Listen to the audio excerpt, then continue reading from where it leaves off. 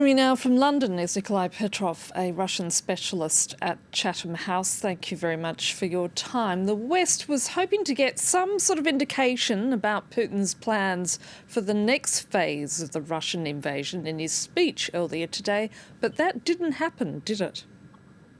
That didn't happen, and all expectations that Putin should announce the full-scale war or announce large-scale mobilization, they failed, although you never know whether it will happen sometime in future. In my view, it would be irrational for Putin in his position, and it's needed to have in mind that he enjoys popular support of what Russia is doing in Ukraine. I think it's not needed now for him to escalate. He can wait. Putin has sought to use Victory Day in the past to bolster his own legitimacy. Is the war in Ukraine forcing him to rethink this year's Victory Day speech and parade, do you think?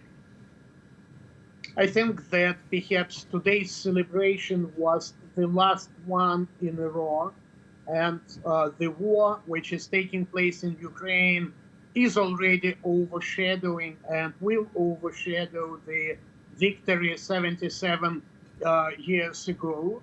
And I think it was quite illustrative that this time there were no foreign leaders at all invited or coming to Moscow to celebrate this victory. We keep hearing that polls are suggesting that support for Putin within Russia has increased substantially since the beginning of the war. Should we believe those polls? The most recent polls are showing a slight decline in comparison to March. But I think that in general, there is more or less majority of Russians, ordinary Russians, who do support their government regardless of what the government is doing. And they are not very well informed, and they would not like to think about what the government is doing in Ukraine. And B, political elite is atomized, and it's almost totally controlled by the Kremlin, which excludes any idea of coup d'etat. So if the war, as expected, drags on interminably, will he maintain the same level of support, or as those body bags start increasing in numbers, will that start to sort of impact public opinion?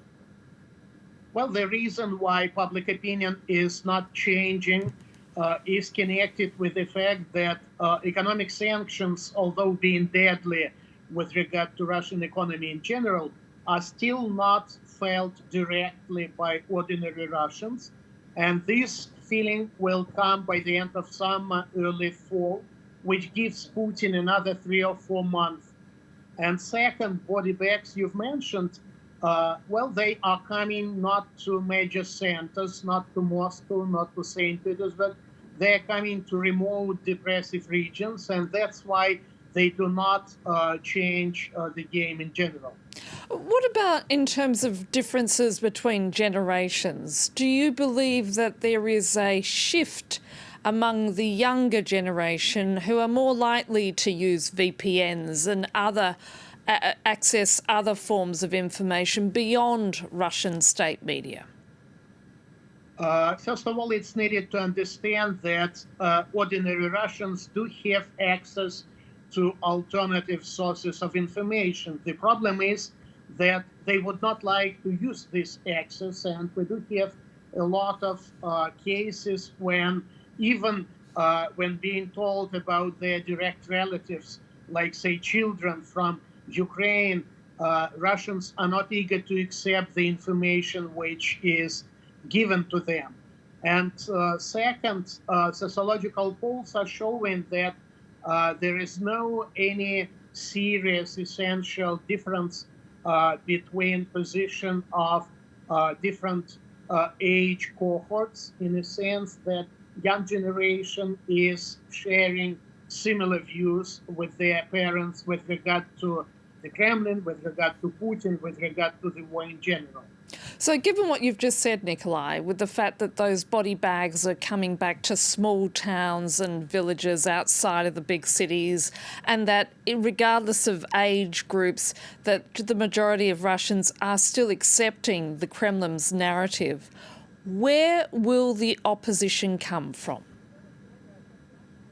I think that now Putin has another 3 or 4 months to wait until either certain victories or imagined victories will come, or if nothing will come, Russian troops do already control the strip of land adjacent to Russian territory from Kharkiv to Nikolaev, meaning that Ukraine now is cut off from the Sea of Azov and partly from the Black Sea.